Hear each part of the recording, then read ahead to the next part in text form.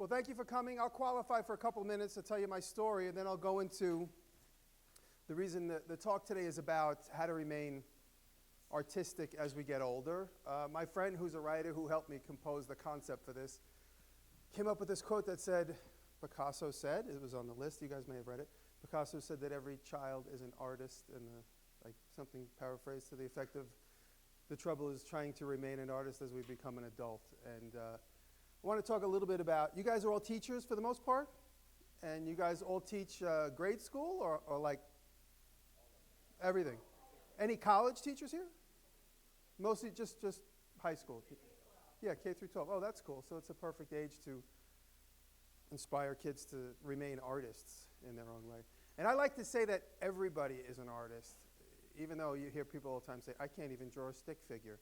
But there is artistry in everybody, whether it's you're a writer or singer, dancer, whatever it is, there's a way that we all express ourselves.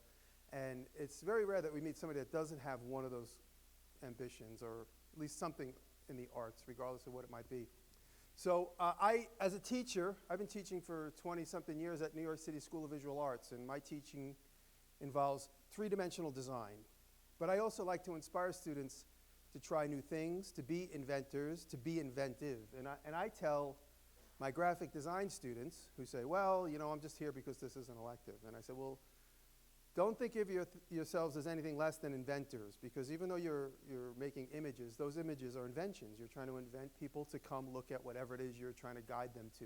So you have to invent an image, you have to invent a graphic, you have to invent something. So I try and say artist, inventor. Even my tax return for the last 25 years says artist, inventor. That's what it says. And that actually helped me when I was audited in 2006, because I had the weirdest collection of evidence of what my tax write-offs were. Even down to the, just for a weird, this is weird. I have a lot of weird quirks, and you'll hear them as I go through my PowerPoint. I take photographs of my truck when it's overloaded with stuff just because it's fun. I'm like, look at how much stuff I got in my truck. And those came in as evidence when I had to do my, to show, like, I do weird stuff. And my truck has this weird thing. So I had like 10 pictures that were just like in my iPhoto library. And my accountant's like, get those together. That shows your weird life of making weird things and delivering to weird places. So I don't know how I got on that. But to qualify a little bit, I have an hour and a half, so I have a lot to talk about. But is this on? I do YouTube movies right now, and everything in my life has led up to me making YouTube movies. And I really feel like a huge success because I found my calling. Well, I found my calling like 10 times in my life, but now all of those previous 9 callings all come together in this YouTube life I live right now. And it's amazing. It's amazing that I have this opportunity to produce my own content. I have been making things since I was a little boy, and I'll go through that again when I go through my PowerPoint and the main reasons and the things that got me to where I am. But making YouTube content is great for me because it gives me the ability to show off my talent, but more than anything else is to inspire. And I've been teaching for 23 years now. I have a massive library now when students say, when you're going to use this silicone and this, I go, oh, check these 4, I have really good recall too. Check these 4 videos. This one I made 4 years ago, this one's last month. These will give you a lot of the answers you're looking for.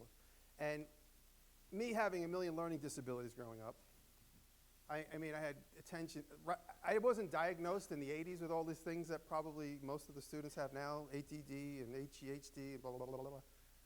I just was a curious weirdo that had horrible reading comprehension, and the older I got, the more I realized every time I read, I get headaches, and the more I write and try to spell things, I reverse letters. And if you guys diagnose me now, you'd probably figure out new things that are wrong with people besides just other people. But to me, spelling, I said, when people say, how come you can't spell? I said, it's like trying to remember 6,000 phone numbers. How can you remember 6,000 phone numbers? I just don't have that ability to spell stuff. When people are around me, I say, how do you spell couch? Just spell it for me. And I'm always constantly, thank God for the red line in the phone. So I always circumnavigated stuff. Like as a student, I always saw things visually. So like when I sat through social studies, if the teacher did a presentation, I always said, I want to see the timeline. I just want to see the timeline.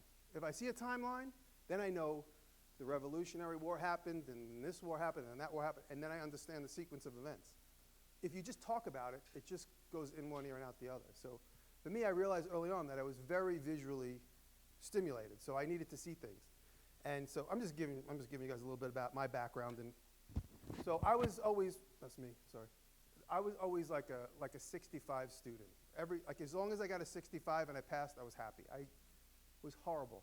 And then, but while I was in high school, I went to architecture school. That was encouraged by my dad. He realized that New York, Long Island has BOCES. So I went to BOCES for half the day for architecture. And I was like, that's great. But then when I got there, I'm like, oh, I have to do math? So I have to spend half the day doing Regents math.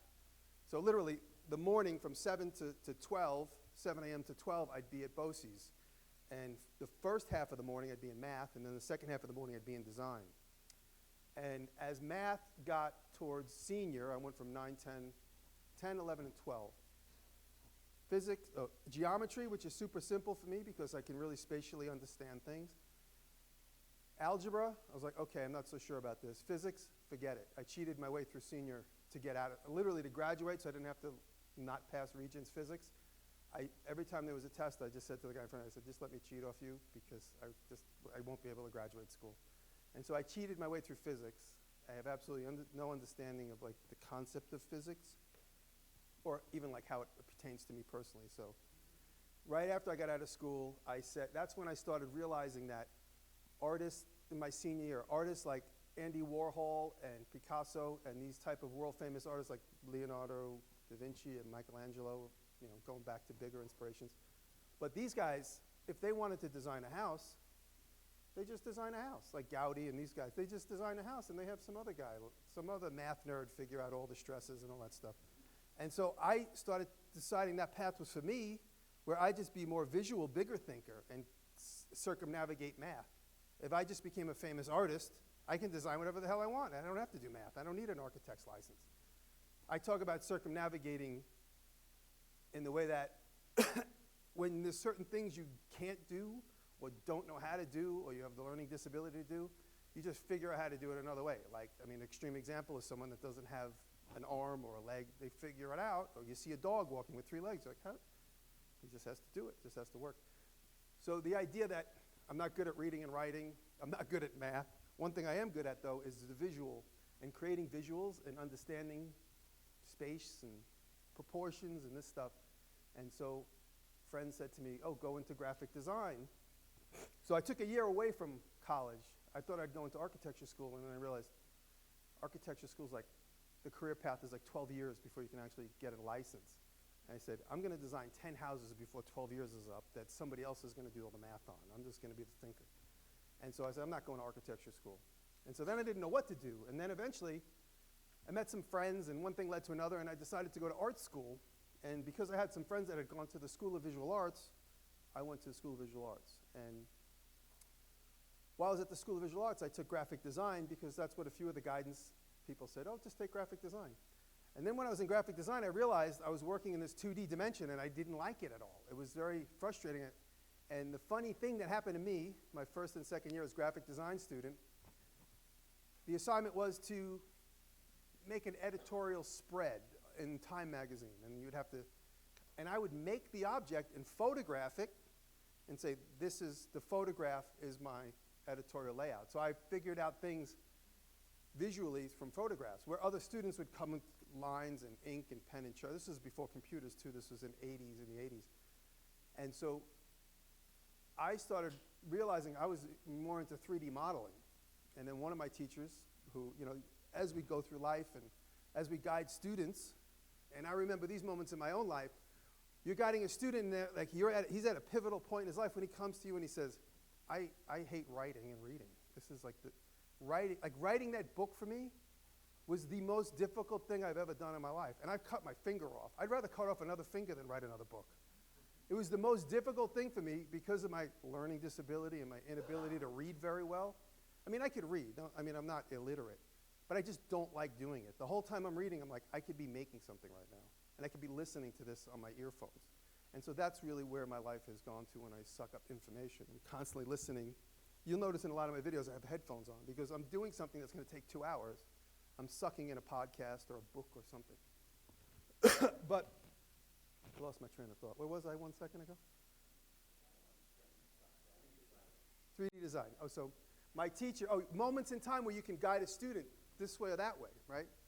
There's plenty of times when a student comes to me and says, I don't know what to do right now because I'm going to quit school because this is totally frustrating to me. And I say, well, why don't you do this, or there's this, and then you see the light in their eyes when they go, I didn't even know that that was a possibility. You know, so as teachers, we have that opportunity. And for me, one of my teachers in school saw the frustration that I was going through, and he grabbed me by my hand and brought me upstairs and introduced me to one of my mentors, who I'm still friends with. This is in 1986, a long time ago. Was that 30 years ago? 29 years ago. 31 years ago. See? I can't do anything. I got to see the numbers and do it. So Kevin became my teacher. 3D illustration became my life. Those next 2 years until I graduated in 1990, 89, 90, 3D illustration became my life, and it became basically like the path that led to where I am now. Making things with my hands, developing concepts and turning those concepts into 3D objects. And I really found my home at that time. And then one of my teachers, who again is another huge inspiration, we're still friends, my friend Mark, on a whim I took an elective in my final year of college, toys and games. He was like, let me take toys and games. Who knows, I got to kill this one credit, let's do it. I met Mark, toys and games. Each week, invent a game, invent a new version of tic-tac-toe. Every week I was challenged with a conceptual problem about a game or a toy. Make a toy out of a bottle. And when I got that challenge, immediately I was like, oh my God, this, again, another door opened up for my mind where I can challenge myself to come up with these inventions and do these things and make these things. And Mark said, you are an inventor. You're a natural-born inventor, which up to that point, no one ever really called me an inventor. I was just, my dad called me the creation kids, because ever since I was a little kid, my dad would call me the creation kid. And just to go back to the very beginning, I left my dad out. My dad was the reason why I do all this. Because my dad saw the curiosity in me, and he's like, here's a table saw, here's a jigsaw, here's a pile of chisels. And he did that to me, and it got me on my right. He did it to all my siblings, my 2 brothers and my sister, but I was the one that stuck with it the most. My sister is a jewelry designer, so her and I both really just physically do things with our hands full time. But once I got into the idea of inventing toys and games, that put me on the path for the next 20 years. 18 years. So from 1990 to 2008, I designed and developed toys and products. And that was a tremendous amount of learning. The idea of having to come up with a product, develop the packaging, make the packaging, engineer the product, come up with the sales pitch, come up with a name, come up with a story. There was so many disciplines at work at the same time that now each one of my YouTube movies is like a movie, is like a toy invention.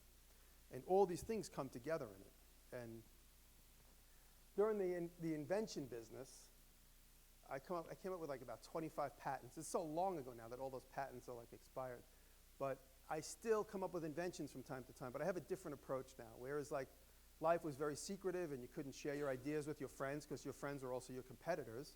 You know, you'd be at a meeting in the toy business and you'd be at a meeting at the toy fair, like a group of people like this, and you say, hey, I came up with this really cool idea that uses a stuffed animal. Wait, I'm in the stuffed animal area right now. Don't say anything else. And you have like people like this, and they'd be like, all right, they have to turn the conversation a different direction because they didn't want to crossbreed. Because then all of a sudden, you guys are having a conversation, you come up with a great product together. Now you have to split the royalty. It's sort of like so people didn't want to do that. So, but now when I come up with an invention, I just make a video of it because I established the date of invention. It's mine. I have 900,000 subscribers. So if someone knocks me off, if I ever get to a litigation, I can say, show me your proof that you came up with it before my video was published. And so it's in a way, I mean, I don't think I'll ever get there, but if it ever did get down to it, I feel like I have a good case. So my brother, who got into Hollywood through stand-up comedy, came to me one day. This is in 2000 when I was beginning to learn how to edit. I always wanted to make movies, but making movies meant cutting film and actually shooting real film. And that was just overwhelming and unaffordable for me at the time. I was still making 3D objects and making 3D illustrations. And then Final Cut Pro came out. Apple made Final Cut Pro affordable to the masses. And around that time, I was already teaching, so I had does anybody know who Nick Bilton is? He writes for Vanity Fair, and he writes for the New York Times, Vanity Fair. Nick Bilton he's written several books at this point. Nick was my student at the time, and Nick got me a hack version of Final Cut Pro. He's the reason I use, sorry, that was me. He is the reason I use an Apple as one of my students. So another great thing about us being teachers is that you have students that become pivotal people in your life the other way around. So Nick saw me as an artist and said, you need to be using an Apple. I go, I don't know, I don't need to email, I don't know any of this stuff. He goes, no, you need it. He goes, give me a credit card and I'll go buy the computer you need. And that's what happened. And I got my first Apple because of Nick Bilton. And then Nick got me into Final Cut Pro, and we're still friends. He was my student in the 90s, and we still talk. And he gave me a thank you in his first book, which was amazing. And I'm so proud of him. So Final Cut Pro, I started editing videos for the first time that didn't cost millions of dollars because you could just shoot on a digital camera and make a movie. And then my brother said, hey, why don't you shoot this concept pilot I have of me picking garbage and making it into things? So this was in 2002. And so I went out to LA where he lived because he went out there to do TV shows and movies. And we drove around, he picked garbage, and I filmed him making it into a table. And that was the first TV show. That eventually led to a meeting with somebody at Fox, and in the meeting, I just wanted a job as a producer, and the conversation led to the producer saying, well, if we do this show, why don't you just be the guy that makes stuff on camera, and you just be the guy that's funny? And so that was how the marriage between me and my brother being on TV together started. And that was the first show we did, and we did that on FX Network in 2003. And then one thing led to another. That came and went. TV comes and goes fast. And the one thing I started to really learn about TV is that is completely out of your control. You have absolutely no say in your own life unless you become like a huge star. And even then, huge stars have a lot of control issues. And I never got to that status. So the minute there's like a lull in the ratings, your show gets canceled. So our show got canceled, and then I got another opportunity on the HGTV network. Again, I shot my own pilot, controlled my own destiny, circumnavigated the process of having a meeting with somebody, telling them your idea. They control your idea, they change your idea, they sell it. By the time you're in front of the camera, you're like, this isn't even my idea, I don't even want to be here. I had a little bit more input because I came in with a video that was done well. And so we got a bigger fees in the beginning, but ultimately it's still a huge collaboration with people you never even meet. Any excuse, any changes that nobody wants to fess up to, they just say, oh, it's from the higher ups. It's from the mystery man that you'll never meet. He's the one who made the changes, I'm sorry. Oh, those of us in upper management understand how to use that tactic. Wasn't me. Somebody you're never gonna meet, so you can't even qualify the truth. So just suck it up and deal with it. And so that is a lot of the TV business. And so we did a show called Hammered, which aired on HGTV and DIY Network. And then that came and went. And then years later, I had YouTube started, and I had done a pitch about a show called Lord of the Fleas, where me and my brother pick garbage and actually turn it into things and sell it at the flea market. And we couldn't place it. And I was kind of lackadaisical about pitching it because I'd already been through the mill, and I was a little frustrated with the whole process. And then years later, a friend of mine saw it on my YouTube channel and said, hey, can I try and sell this to Discovery Channel? I was like, sure, go ahead, be my guest. I'm kind of like, I felt like I was out of the game at that point. He came back to me with good news that he has a potential sale to the Discovery Channels in 2010. Now it's 8 years since I started this business, which is very few and far between, so I never really felt like I was in the business. Anyway, fast forward, we sold this show, Dirty Money, to Discovery Channel. It aired for 12 episodes, and then they just canceled it. They didn't tell me any reasons why. But it airs still. It just aired, this was in 2011. It aired just the other day in London. I got all this new fan mail from London. So these 12 episodes have been like wrung to the hilt. And so that led to YouTube. My girlfriend, who's younger than me, understands the new marketing and the new world. She said, why don't you just go on YouTube? You have no problems like dealing with these people. Everything is your own. You make these movies anyway, just make them more regular. And then one thing led to another, and that's how I ended up on YouTube. And, oops, maybe my computer went to sleep. So that's my story. I hope it wasn't too boring. But now I'll go through my PowerPoint. It's just really a simple thing, and it's just a words. It's a bunch of words, and those words are going to lead me to a couple of simple stories as I go. So, again, how to stay playful as a kid? How do we stay playful as we get older? And the most important thing for me, when I was a student, when I was a kid, when I was, even now, I'll even impart some interesting about this past, that it's like the mind that I have. Always be curious and always be questioning. Always say, why? Why is this? How is this? What is this? And as a kid, I was always curious, asking my dad, how come this happens? Why does this happen? Why did that happen? And even now, again, I ask myself this question all the time. And just a stupid story, and these things stick with me. I have really good recall. So even as I was a little kid standing at the curb, and I see this flat wire in the street, and I'm like, oh, there's a flat wire. I pick it up, and it's a flat spring steel. I'm like 7, 8 years old. I'm 12 years old. I see this flat spring wire in the street. And I'm like, where is this? Is this falling from the trees? It's like there's nothing around here where this flat spring wire I keep seeing in the street. I'm 15, 16, 17 years old. I keep finding these flat spring wires in the street. And I always collect them. As a kid, I pick up these wires and I turn them into like little things that fling stuff. For like the first 20 years of my life, I couldn't figure out why these flat spring wires were always in the street. Does anybody ever see these? Does anybody know what I'm talking about? There's nobody in this room that has the same curiosity that I am. I'm about 25 years old, and I'm in Manhattan, and a street sweeper comes by me.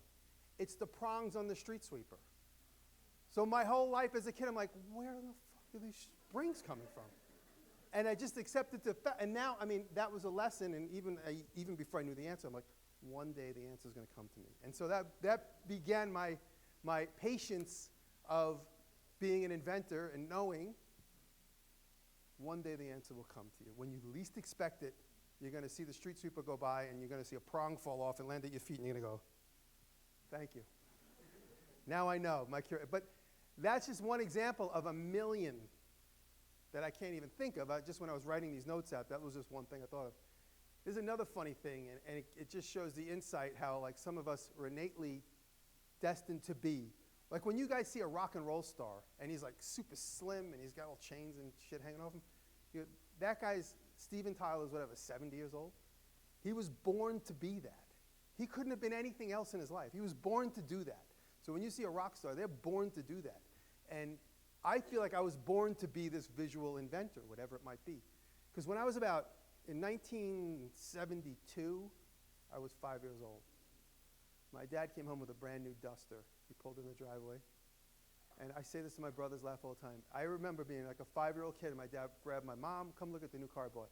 I was a 5-year-old kid, and I looked at that car, and I said, he could have bought any car in the world, and he bought a duster. Why the fuck did he buy a duster? And I had that thought, and then I watched that duster deteriorate, became my brother's high school car. It got destroyed. My brother got, drunk driving, and it was just like the family car. And the whole time I was just like, and then hey, do you want the duster? I don't want the duster. I don't want the duster. We ended up giving it to somebody.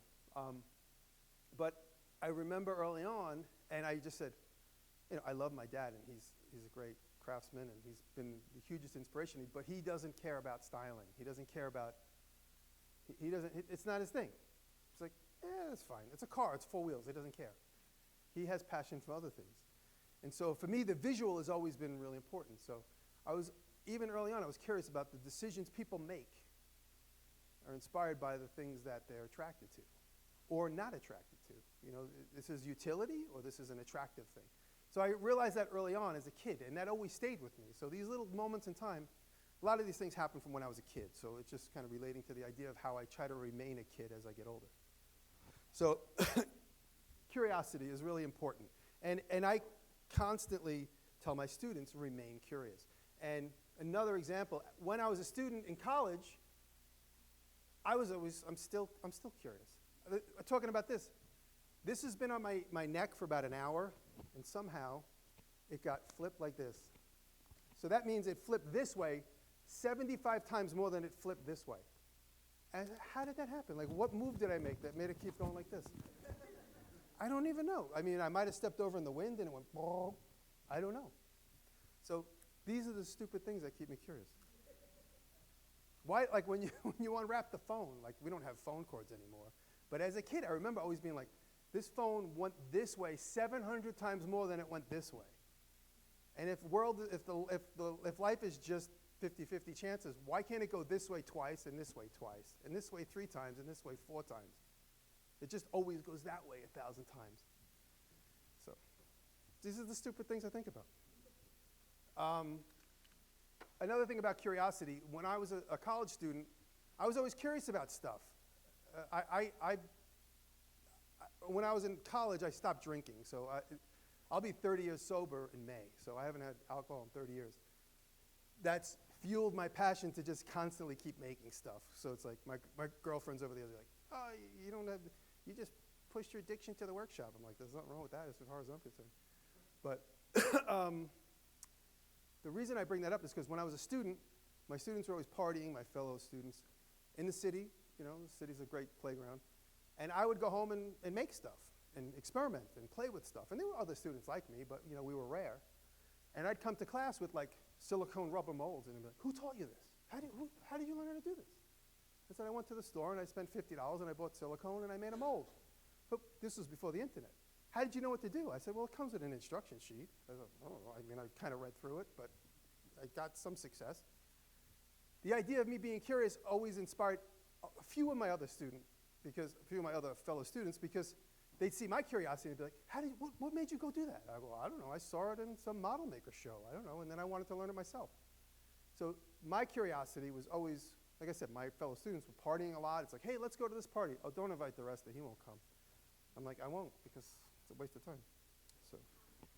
So that's curiosity. Obsessiveness, and of course I'm obsessive. I'm obsessive about a lot of things. I'm obsessive about design, invention, people. This is a funny thing. This is also kind of more about curiosity. You become obsessed when something happens, and it's the idea of being aware too. Like one time this will invoke other connotations, but none of those are meant to be. I was washing my hands with a bar of soap, and the soap fell out of my hands, and it hit the countertop, and the bar of soap landed like this, right on the corner. It was amazing. It was like time stopped. I looked at the clock. Because the soap was a little soft from sitting in the water, and it landed exactly right where all the weight of it hit right on the exact center of that corner, and the soap just stopped in space. And I stood, I looked at it, and then I picked it up and tried to make it happen, like 60 more times, and I couldn't make it happen again. So it's getting obsessed about stupid things like that and these moments in time. And then when it was around the same time that, you guys know the sticky things that you throw on the wall and they stick?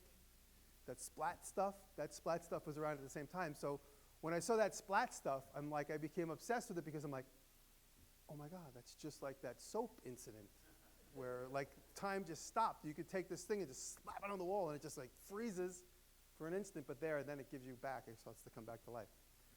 So the idea of becoming obsessed about stuff, and in my life I had a few mentors, and I mentioned Mark and Kevin, and another mentor of mine was a guy named Bob, who was an inventor I met right after college. And Bob was extremely obsessive about stuff, and at the time we were laughing and comical about it, but Bob would say, you need to become obsessive about things. Bob actually worked, most of us are old enough to remember Weebles. Remember Weebles Wobble, but they don't fall down? Bob was on the team that invented Weebles Wobble. And Bob had some mental issues, and he actually went to an asylum in Cranston, Rhode Island for a little while. And while he was there, he designed and developed the Weeble Wobble Haunted House. So when he went back to work at Hasbro, he redid all the drawings for the Weeble Wobble. But he was obsessed with that and many other things. But Bob, he's since passed away. He was an older gentleman. But Bob was a big inspiration in my life, and Bob would obsess about stuff. And his house was a complete mess. It was just tools and toys and piles of junk. He goes, none of that matters. I'm worried about this. And that's the idea that was like he was working on, whatever that invention was. And he also, one of his other big inventions was, I can't remember what it was called, but he made a lot of money with it.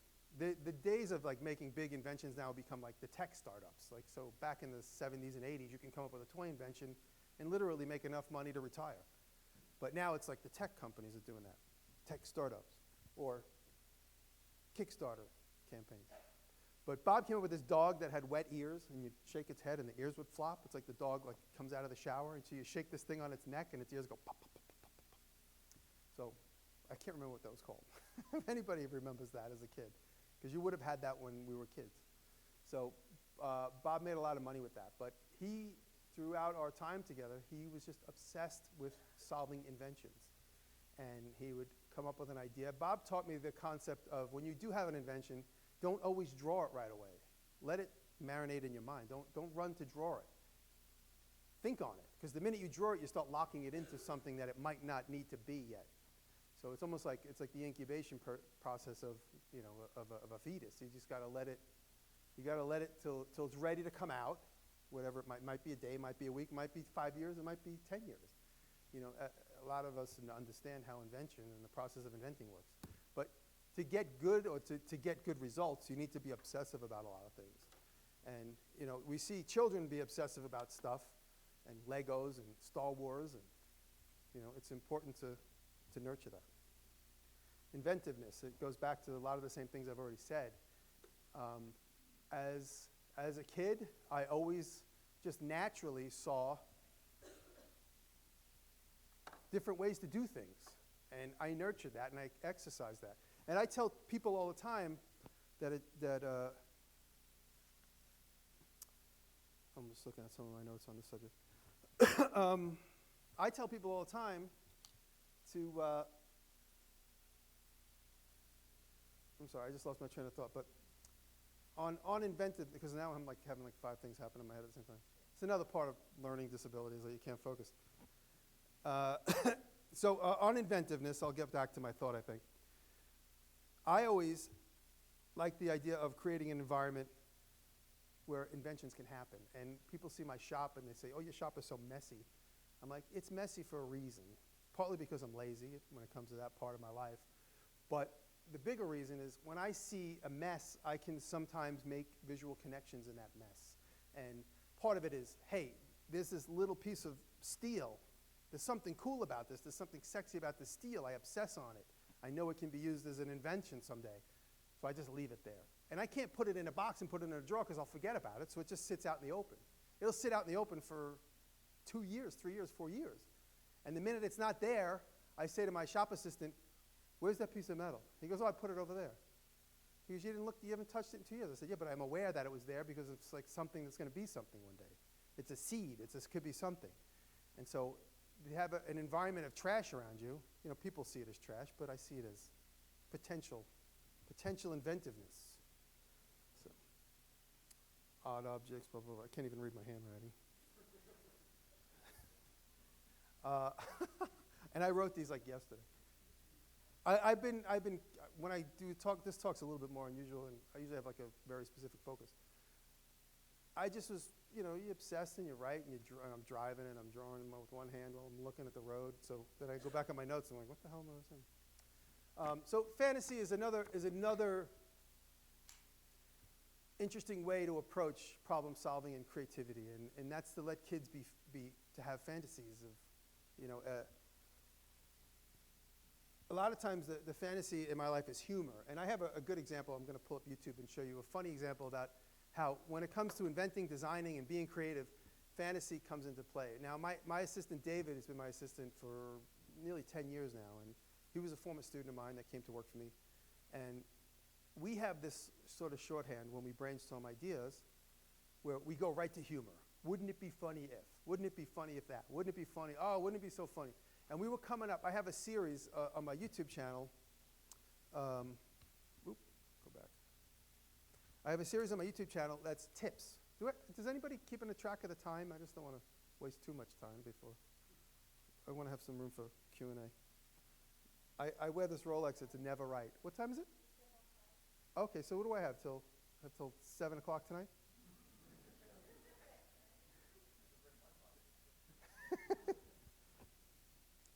All right, so we got about another 40 minutes.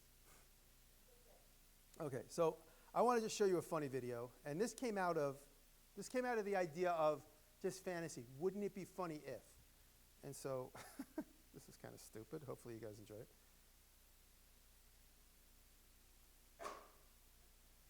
Can you guys see that?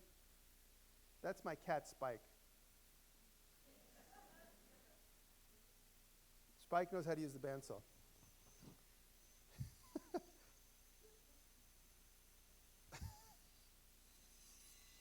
So I do a series of tip videos where my cat has become an integral part of the tip videos. And Dave and I were driving, brainstorming about the bandsaw tip episode. We're going to do a series of tips about how to use the bandsaw. And since Spike has already been integrated in the interstitials of all my previous tip videos, we said, wouldn't it be funny if Spike used the bandsaw? And we laughed about it, and then about 10 minutes later we said, yeah, we could really do that. All we need to do is make a fake puppet hands.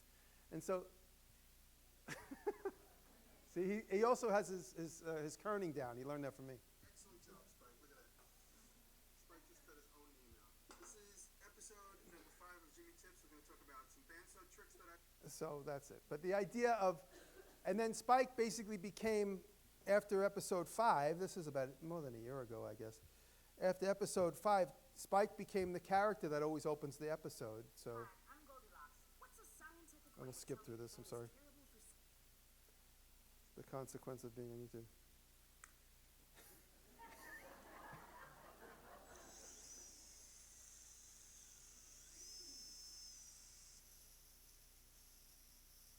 So now people expect this.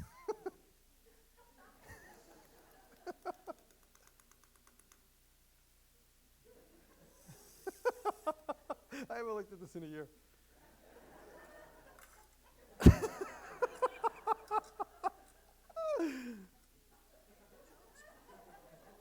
to show you a bunch of different ways to hang things tonight. So, I'll just show you one more, and then I'll move on. Just they're fun.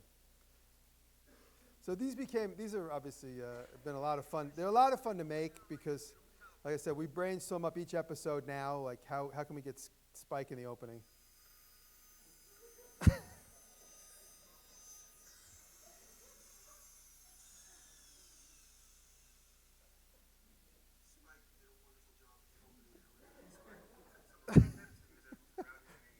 So there you go. So the idea of playing it straight like he really is a person that can do that, it's just funny. So that came out of just like fantasy brainstorming and just being like, wouldn't it be funny? And there's a million other, but this happens to be a good funny visual example. And so letting kids like role play and have fun, and I think my next category is mimicry, which is kind of along the lines of like you see now cosplay quite a bit, and kids, that's a big entree. Although I personally don't do any of that stuff, and I'm not like, Adam Savage is another person, so I have a lot of fans that Adam has millions of fans, and I have a very small percentage of his fans, but they always ask me about comic stuff, and Adam Savage is all into comic stuff. I've never been into comic stuff. I've always been into factual stuff. It's just a weird thing. Like, for instance, when Game of Thrones became popular a couple years ago, and my girlfriend's huge into Game of Thrones. So I said, so she's like, watch Game of Thrones. I said, what year is this supposed to be? She goes, it's not a year. I'm like, well, what year is mimicking some year? What year is it supposed to be? She's like, this is just fantasy. I'm like, wait, this isn't real. Obviously I knew it was not real, but so what year is it, like what's going on else? What's going on in the continent of America while there's someone sitting in there is no time. Just enjoy it. I'm like, I can't because I need to know what's going on in the Caribbean. I need to go what's going on with the Aztecs. I need to place it on a timeline. And I couldn't do that, so I have no interest in the Game of Thrones. Or Tolkien or Star Wars. I remember being an 8-year-old kid and Star Wars is coming on the screen in 77. I'm like, we got to go see Star Wars. I'm like, what? Stormtroopers? Like, what's going on? I don't understand what's going on. What is this girl with buns on it? I don't understand at all what's going on. What is supposed to be going on? And my brothers couldn't explain it, and so that was the minute Star Wars lost me, the absolute opening scene, sitting in a movie theater in Long Island, 1977. I said, I have no idea what's happening right now. So I couldn't follow it. And so now, but it's a huge industry, needless to say, and Star Wars has been a huge inspiration for young makers, my generation, and every generation since. So Star Wars is a great, like I said, I personally don't understand the story, I love the filmmaker that made it, and I love American Graffiti. I thought it was an amazing movie. I was a huge fan of American Graffiti, but not of Star Wars. That's really more my style, like Millman driving the T-bucket. That's really my style. But the idea of movies like that and fantasy and this type of stuff is great for young kids to imagine being in that world. And then the idea, so many people write to me and they say, hey, I want to make a chest plate. I actually made a Star Wars helmet just because so many fans asked me to, but I didn't really, my heart wasn't in it. Another thing is never edit. Like when me and Dave, when you brainstorm with kids or with young students, let them go crazy. And the idea, like great inventions come from extremes. When you say, like let's build this beautiful mansion up on a hill. Someone said to Smiley, I'm crazy. No one's gonna want to do it. We wouldn't have this beautiful place 100 years later. So the idea of never edit. And then also as we become older artists and we become more mature in our artistry, we realize who we can share ideas with. You can't tell your mom and dad your plans because they'll be like, whoa, you're gonna do what? Like I shouldn't even have brought it up. So amongst your peers who you can talk to certain things about. Because you'll have the friend that go, oh my God, that's crazy. You know what you should do? You should add a jetpack to that. That's the friend you want to brainstorm with. You don't want to brainstorm with the guy that goes, but it's dangerous. So when you brainstorm and come up with ideas, see the potential in all things, all trash and all things. And I always say, when you walk past the garbage, always pick the garbage. Always pick the garbage. Oh, I wrote, never edit. Go big, come back to reality later. See the potential in all things. And the idea is, I probably say this, I might say this again. Yeah, I think it's pick the trash is the next one. The trash has lots of answers. So when I walk past the dumpster, I stop and I look in the dumpster. If anybody's seen my TEDx talk, I talk about this a lot. Look in dumpsters for stuff. And not necessarily for things you can take out and use physically, but things you can take out and use visually, mentally, because it's the only time you're going to be able to pick up a drawer, smash it on the ground, and look at how the joint is made. It's the only time you're going to be able to pick out a bag that's obviously not infested with bed bugs and tear open the zipper seam and see how a zipper is sewn into a bag. You can't go into your own closet and do that because your wife would think you're nuts. But it's the only time you could, dismantle a pair of jeans and see how the pocket is made. So go into garbage cans for more than just the idea of look for a table you can use, of course. We're all picking for stuff all the time that we can use. But see things in other things. And that's a great thing for students and kids of meager income. There's tons of movies on YouTube where people make stuff out of other stuff. But the idea of breaking a table apart and using all that wood to make something completely different. I could show you an example of something. I hope something weird doesn't show up, because I made this for an artist, but it's kind of weird. She's a weird artist, so maybe I shouldn't Google it. She might bring up something vulgar. Anyway, on your phones, no, never mind. I'll describe what I made. A friend of mine who's a performance artist in New York, and she does a lot of a performance artist in the nude, so that's why I don't want to bring it. So she wanted a shark. She came to me and said, can we make a shark just like you see in Jaws? So it's a physical shark, and it's a big phallic shark with the mouth open, just like Jaws, where the mouth is like this. I want to lay in it for a performance art. So that's pretty cool. So I looked around the neighborhood. I was like, I just need fodder. I just need material to make this out of. It's going to get wrapped in foam and vinyl.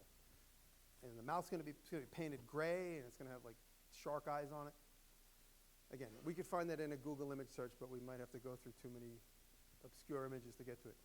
But Kembra Fowler wanted this shark, so I looked around the neighborhood. I said, I don't want to spend any money on this because she doesn't have the money. So I found a full platform bed that someone just put in the garbage. I turned that entire platform bed into this shark. I used almost every single piece. Cut it up with a jigsaw, so it transformed from a platform bed, mostly all wood, to this shark that was about 7 or 8 feet tall, about this round at the bottom. I just had to basically create the structure and space. So the idea of trash is not just always trash, it's all just fodder. It's fodder to be whatever it is you want it to be as an artist. And knowing that no matter what, trusting your instincts as an artist or as a teacher, that you could always make something happen. You know, it's like, it goes back to like, as a kid, this is absolutely true example. Somewhere, some way, I don't know if this is true, it probably is made up, but Abe Lincoln had to stick a shovel in a fire. Does anybody ever hear this? And draw his mathematical equations in the soot on the shovel. Did anybody ever hear that? Am I the only one that heard that? Maybe I know somebody in Lincoln's family that nobody else knows. Somewhere, some way, when I was a little kid, someone said, Abe Lincoln's family was so poor he had nothing to write on as a student, so his father would stick a shovel in the fire, and the fire would soot up the shovel, and that was a chalkboard. He would write in soot with his finger to solve math equations. So that's just showing you how anything is possible if you don't have any limitations to your inventiveness, no matter what it is. Pick the trash. I don't know what's next. Circumnavigate. I've given a couple of examples of circumnavigating, and the idea of, you know what? If I can't figure out this math problem, let me just figure out a whole other way to do it. And my best example, and I wrote it here, and I've already told you. Hello? That's still on? Still going. 47 minutes. Circumnavigate, again, with the TV business. I was very frustrated with the TV business, and I said, with the encouragement of my girlfriend, she said, why don't you just go on YouTube and you develop your own audience, and then when you come back to a TV deal, you have something to sell them. You have yourself, you and your audience. And then as I started to develop my YouTube channel, and my YouTube channel got more and more successful and larger fan base and much more interaction with the fans, I realized I don't need TV. I don't even want that goal anymore. My point of view has shifted. This is my world. My world is here. I'm not going to create this world and then sell it into the TV business, which I remember don't care about me and have no interest in me as anything other than a commodity at the moment in time. And so circumnavigate and teach kids to figure out how to make it work. And it's been the same message a lot of the time since I've started talking, is how to go around obstacles and reinvent new ways of getting to the other side or getting to your goal. And it's another interesting thing I didn't write down, but a lot of times, and I learned this, one thing I want to invent is glasses that don't need arms. And that's actually really, because I've started needing glasses in my 40s. I'm going to be 50 in a couple of weeks. And the idea of needing glasses with arms has been such a pain in the ass. Because I break the arms off. I fall asleep with my glasses. I wake up in the morning and there's a pair of glasses next to me missing an arm. I'll get this right, I promise. So that's one of my inventions, is glasses with no arms. But not these little, like, Freud-looking things. Just a pair that just float, that just hover in front of your face, and you can go like that, and they go up when you don't need them. I also thought of this. This is the real invention this is like more closer to achievable goal. Do you know how when you see a bug can walk on any surface? He's walking up the wall. He can walk up a piece of glass. He can walk up a chalkboard. He can walk up a fabric. He can walk up wood. It's because his claws are so tiny. He's got little hooks that look like a hook that would stick right through your skull if you were in a horror movie. But they're so tiny, they grab into anything. So I thought about making stuff with those little tiny, tiny hooks, so I can just go like this with my glasses, and they just stay. Just put them here. I could put them there. I could put them there, and they would stay there. So it's like tiny, tiny, tiny Velcro that is like hooked. Millions of little tiny Velcros. It's my invention. Don't steal it. Yeah, so the idea of circumnavigating, which I think is really cool. There's another thing when it comes to being creative. If you feel like you're up against a wall, this has been a new theory of mine. This is a new theory. I always say revisit the evidence, because I watch all this murder porn, they call it, like true TV, investigative murder. They always say, so he looked at the evidence again. I started doing that when I'm up against the wall and I can't figure something out. And this is a perfect example. I talk about it in my podcast tomorrow for like the one person in the audience that knows my podcast. I assume that would be you. So I CNC, which is I CNC now with router CNC. I have a mill, a CNC mill, which cuts metal. And I was inscribing my logo really small, literally like 0.02 of an inch high, like really small. And the bit is a V bit. Another thing I like to do, and I tell kids, is like imagine yourself really small, like with the spikes on the bug's fingers. Now imagine we're all really small, and this is the size of my V bit, which makes a little thing which is like 100ths of an inch wide. My V bit wasn't centered, so when it was spinning, it spins off center. I didn't know that though. I couldn't figure out why my cut kept coming out wobbly. And then I looked at the bit really closely, and I realized that there's a screw in the middle of it. But this took like 5 hours for me to come to this conclusion. I finally realized, I'm like, the bit is not dull, it's just not spinning straight. And it's in this $10,000 machine that's designed to be absolutely perfect, so it can't be the machine, because it's already given me good results in other instances. It has to be the bit. So after 5 hours, I revisited all the evidence and said, what is the problem? The problem was that this cutting tip is an insert cutting tip. It's kind of a modern tool where just the cutting part is interchangeable on a drill bit, right? And so the cutting tip was off center. So I went, again, I do both extremes. I went one way, and that was off center. I went the other way, it was off center. I went to the middle, and it was a little bit better. And when I'm saying I'm moving that tip, and just the screw gets loose, and I literally move it like the width of a hair. And finally, I got it centered, and I got my cut perfect after 5 hours of fiddling around with different cutting heads trying to get the right one. And not only that, I didn't realize this cutting head was removable, and it had 4 sides. So I thought I only had one cutting head. It was the only thing that was going to have until I went and bought new ones off the internet and waited 5 days till they came in the mail. Now I went from having no cutting heads to having 4 because I went back and looked at the evidence and understood. This thing I bought a year ago and didn't pay attention to what I bought had 4 cutting heads because the tip was a square. You could change it to each one of the points. So I always say when you think you're backed against the wall and you have no solutions creatively, go back and revisit the evidence. I always say question adults. Tell kids to question adults. Because when I was a kid, I was always telling my dad, why don't we do it this way? Or did you think about doing it that way? And he learned early on that I probably have a good idea, that I'm not always just some dumb kid. So my dad started to respect my ideas. And this is a funny story, reminds me of a funny story. So I was about 7 years old, and my dad was a New York City fireman, and he was chummy with all the New York City firemen. And one of the New York City firemen came to cut down the tree in our front house, which was infested with black ants. So these black ants were all over the front yard, and they killed this big oak tree. And my mom said, when this man cuts the tree down, you can't be outside. You have to stay inside and watch, because she knew I wanted to be right there watching him cut this tree down to see how it happened, what happens. So I'm in the house, and I'm watching this man cut the tree down, and he sits on this big branch. He's like sits on it like he's going to chainsaw this branch. It comes all the way out. Huge. It's like 30% of like the volume of the tree in the air. Its tree is like probably 100 years old. And I'm watching it. I'm like, he's going to cut the tree. It's going to rip the wire out of these 3 houses. And I said to my mom, I go, he's going to cut that tree. It's going to rip those wires down over there. And so my mom goes out and shakes the leg of his pants. My son says his tree's going to break those wires. And he goes, I see him do this to my mom. I'm watching from the porch. And I go, what'd he say? He said, he knows what he's doing. Don't tell him what to do. He cuts the thing, the tree falls and rips the wire out of 3 houses. And he became the laughing stock at the firehouse because when the story came back to my dad that I called it and he didn't listen to me, my dad said he ratted him out to all the other firemen. It made him feel stupid. He thought, and I asked my dad, I said, what did he think was going to happen?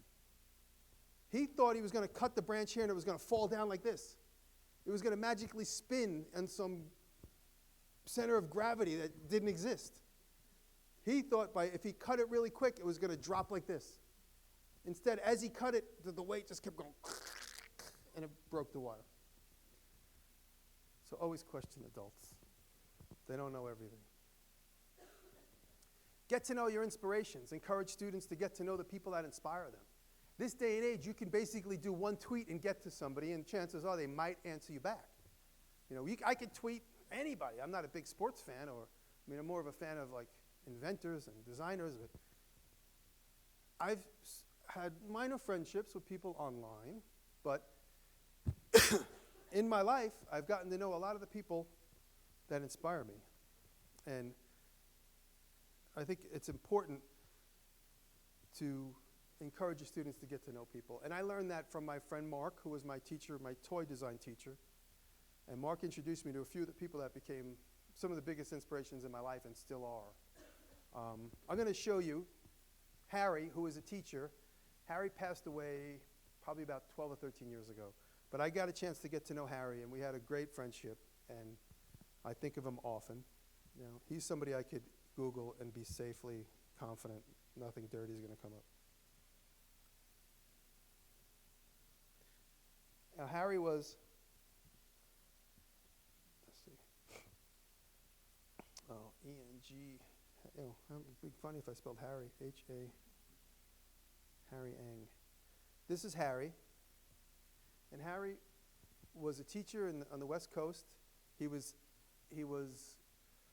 adopted when he was like 8 or 9 years old, and he never knew his birthday. He had no idea how old he was. He never knew when he finally died, he didn't know. He didn't have a birth certificate. He was born in Hawaii, he thinks, because he eventually came to the West Coast when he was very young. He doesn't remember his very, very early life. And when he was eventually adopted by an American family, or a non-Hawaiian family, they just made up his birthday, Christmas. So he made up his birthday was Christmas. So his birthday was on Christmas Day. Because not everybody gets to choose their own birthday. But Harry would make these objects, and his whole point of view was to invoke people to think. How do you get a pair of sneakers and a tennis ball inside of a jug? He has thousands of these, and I own about 5 of them. How do you get a deck of cards, a wooden ball, and a knot inside of a jug? How do you get all that inside of a jug? How do you get a Rubik's Cube in there? And you know the answer? Put it through the hole. That was his answer. Put it through the hole. It's true. You take the Rubik's Cube apart and put it in the hole, and you put it back together inside the hole. His whole idea was called think. What is that now? Is that a piece of wood? No, I don't know how the hell he did that one. Locks and knots and all kinds of crazy stuff. This was one, he's done a few of these. You find a mayonnaise jar and a bolt that just so happens. You'd have people racking their brain for hours. How the hell do you do that? Does anybody have any simple answer? This is an extremely simple answer. It's a hex bolt that's different dimension on its 2 flat sides than it is on its hex side. So he just sticks it in the flat side this way. This thing goes in sideways like that, and then when you turn it in the thing, it doesn't come back out. So it's just a matter of finding the 2 incidences that work together in the concept that will mystify the viewer. And Harry was constantly finding bottles, and like we'd be walking down the street, and he'd be like, "Oh, let me look at this one. I never saw this bottle." And he'd like wipe goo off of a bottle and go, "Oh, I'm going to take this one." So that's a tribute to Harry. So that looks like a computer drawing. So Harry Ang, his visuals are amazing. How do you get a baseball in a jar? How do you get a baseball in a jar like that? Did you ever see? What was the question? What was it? But the whole ball, he guarantees you the whole ball's in there. No, he never did any kind of trickery like that. Never broke the glass or anything. And his answer was, did you ever see when a ball gets hit in slow motion? What happens to it? It deforms. Sorry, can't talk. And so somehow he would deform the ball and put it in there, and one thing I know he would do is he would always take the skin off. He would unwrap the skin of the ball. Then he would compress it, put that core inside, and then re-put the skin on, because by putting it in some vise, it would destroy the skin. So whatever force, he'd squeeze it to that and then and shoot it into the bottle, and then it would come out to the other side. And then he would wrap the skin back around it, lace it by hand. So get to know your inspirations. That's really the long point of it. And then look up Harry. You'll be intrigued by some of his stuff. Let's see where we're at. Bring in the fun. I always say when I teach, and especially like with an audience like this, it's fun. It's good every once in a while to have a laugh.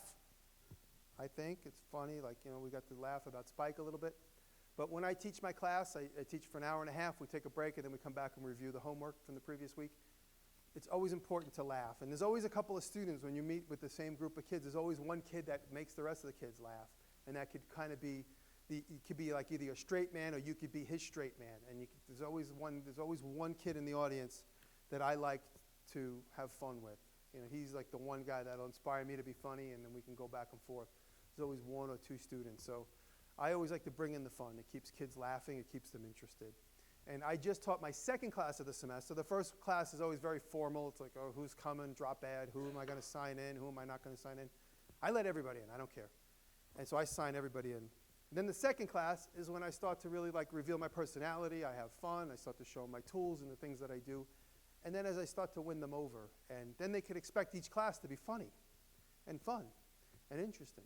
And I always say, what's your worst class? And they go, oh, graphic design with Mr. Smith. I go, what don't you like about it? He's so boring. He's such a drip.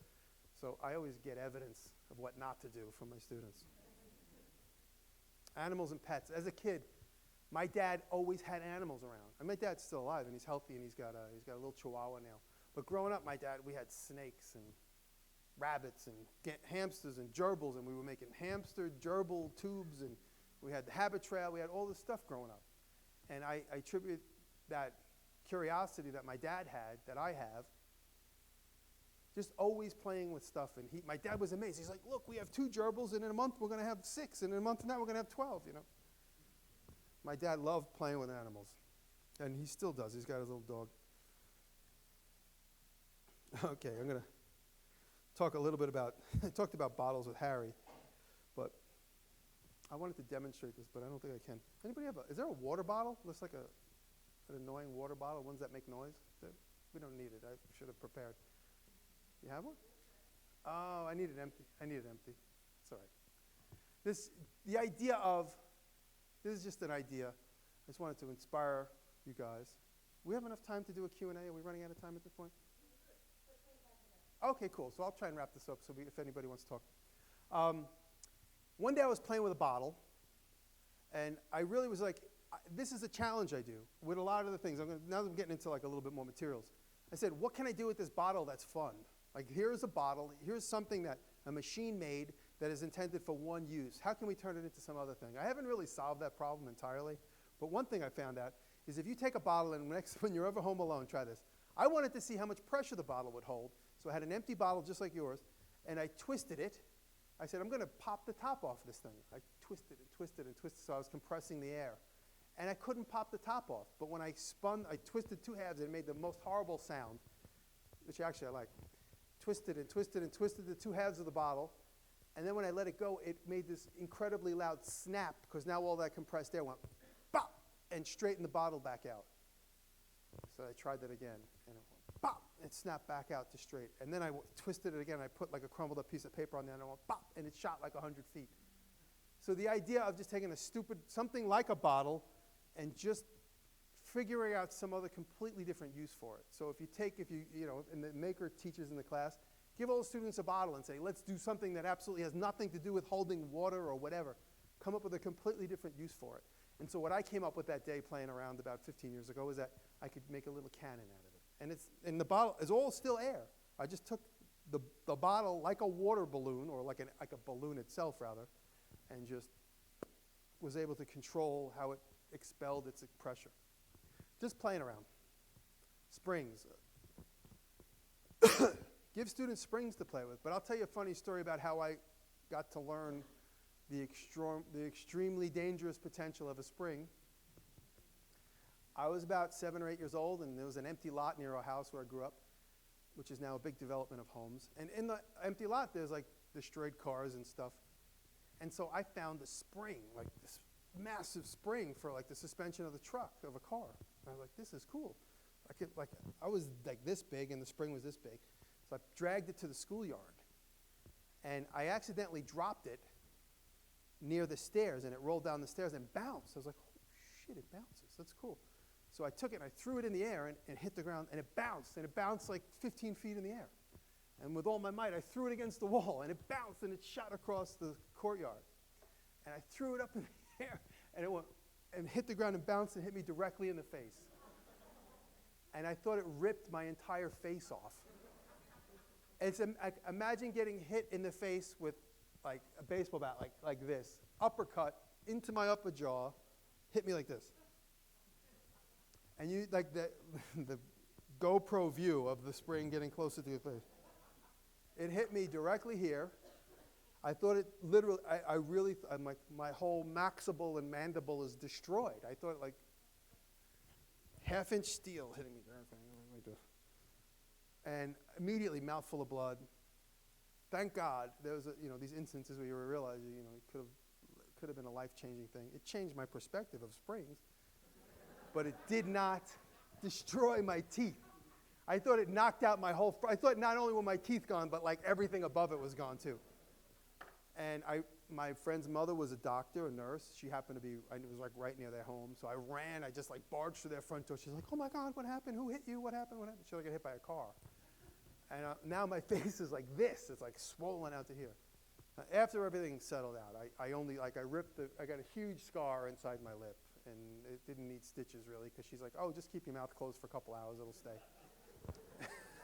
It's really what she said. And well, I could feel this big scar tissue up inside my lip from that incident.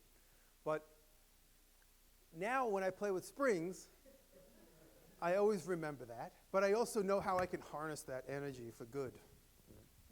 So just being curious. Sticks, every time we went to a Chinese restaurant, I couldn't use the sticks, but I wanted to keep them. So even like now when I go back to my childhood bedroom in Long Island, I still see chopsticks like stuck in pencil holders, because to me this chopstick has such a potential to be something else. And from time to time I use it in my work. The other day I was making a little prototype, and I like to use chopsticks and bamboo skewers all the time. And I use bamboo skewers as a quick pivot or a quick axle, because I can then take it and scrape it to fit inside of a hole. I don't have to go and like make the exact mandrel until I know what I'm really doing. I could just stick a bamboo skewer through 2 cardboard tubes, and now I have something that'll do this. So bamboo skewers and sticks always have huge potential.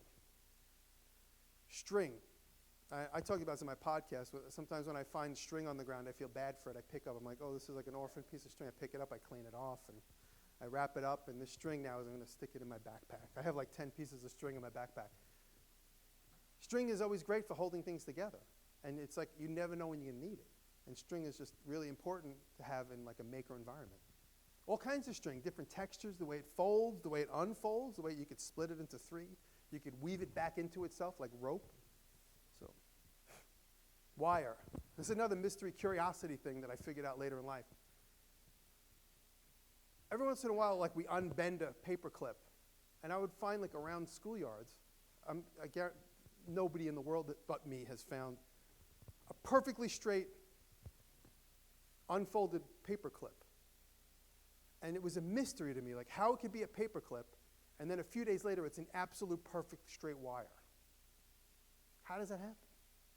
Like, what is the mystery? Like, does a spaceship come and turn all wires perfectly straight that are on the ground? What I realized, like in my 20s, is that if you take a piece of wire that's all bent up, do this in your classroom, drop it on the ground, and then roll your foot on it like this, it'll go, and the sound will become less noisy, because as you roll it, it's becoming straight. So when you take a paper clip and you unbend it in a schoolyard and you leave it on the ground and people walk and it gets rolled over, a car drives and skids on it, the wire will spin and become straight because it's got nowhere to go except become straight because it's rolling over 2 surfaces. So that's a little stupid trick that I learned by just curiously watching the ground, constantly looking at my feet, because part of the time I was shy, so I'd look down all the time, and I'd find straight pieces of wire. It took me years to figure out how they got straight. But wire is like string on steroids. It's like magic string. You can basically have it do whatever you want. So it's great to let kids play with wire. And even now, like when we're adults and you're in your apartment, and I don't know how many of this group are actual real makers, but the idea of being able to solve problems in your apartment, wire and string and sticks and glue, and hot glue specifically, is really important to keep on hand.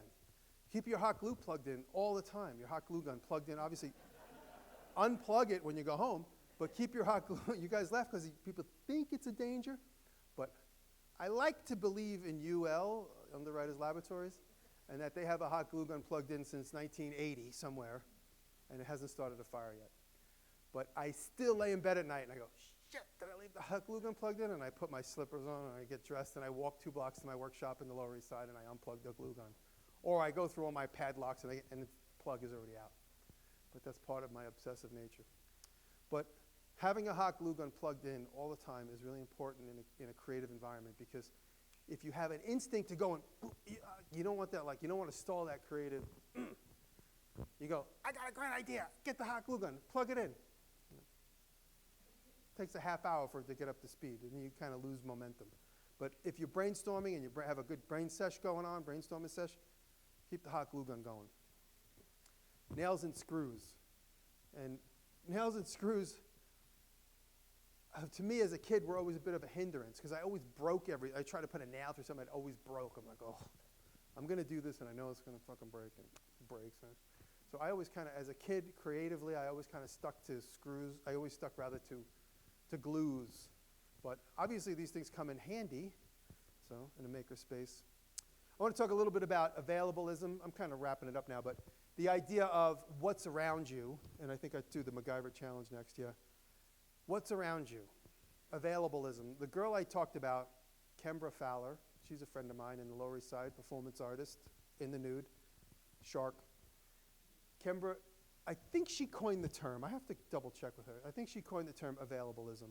And she always tells me that I am the king of availabilism as far as an art movement. And that is making art with whatever is free or whatever is nearby. So like if I had to come up with a challenge to just use whatever's right here to make something, I'd have to make it work, or I'd try in a creative way to make this work. That's availabilism. And we all, as teachers, sort of have to keep in mind the idea of availabilism around our room. And that's what I call also the MacGyver challenge, which is like, okay, today I have to make a video. I'm going to look around the room, and I'm going to use something in this room, and I'm going to make a kick-ass, cool invention, visual object something. And I have to do it. And, you know, and as kids, we always make these, as kids, as adults, but as a kid, we make these things like, these extreme, like if I don't do it, I'm going to die. I used to do that as a kid. You guys have that? Maybe that's a little OCD, like, if I don't solve this problem, the world's going to end. So I always put these silly, ridiculous extremes on my thinking. It just forces me to solve the problem. Again, I'm still a kid. Be curious about all things, and I've kind of reiterated this several times, and I think that's the end of my thing. Yeah, that's the end. But the idea of just always being curious and being playful is hopefully come through in all of my work, and I hope it's come through in this talk. So